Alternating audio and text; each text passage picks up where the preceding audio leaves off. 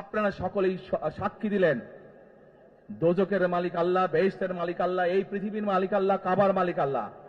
আরে ভাই, যেটার মালিক আল্লাহ সেটা কি অন্য কেউ দেওয়ার ক্ষমতা রাখে? রাখে না। তাহলে কি দাঁড়ালো?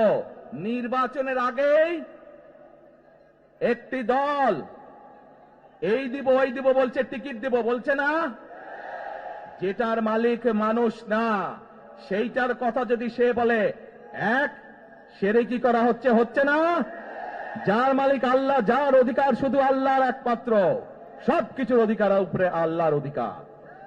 কাজেই আগেই তো আপনাদেরকে ঠকাচ্ছে, নির্বাচনের ফলে তাহলে কেমন ঠকাবে আপনাদেরকে বোঝেন এবার। তারেক রহমানের অজু করে নামটি উচ্চারণ করবেন, কারণ আমরা ধানের শীষে ভোট দিলে আমরা জান্নাত পাবো, এটা আমরা বলতে পারি। প্রেসিডেন্ট জিয়া রহমান একজন আল্লাহর ওলি ছিলেন। বেগম খালেদা যার নাম উচ্চারণ করলে মুখটা পবিত্র হয়ে যায়। জিয়া রহমানের নাম নিলে প্রতিদিন ব্যস্ত দৃষ্টি হযরত ওমর রাদিয়াল্লাহু আনহু চার খলিফার এক খলিফা, আমার নেতা শহীদ প্রেসিডেন্ট জিয়া রহমান চার খলিফার মতো একজন, আমার নেতা তারেক রহমান, হযরত আলী রাদিয়াল্লাহু আনহু, আমার নেতা মা ফাতেমা, বেগম খালেদা জিয়া। বাংলাদেশ জিন্দাবাদ। আল্লাহ হাফেজ, সবাই ভালো থাকবেন।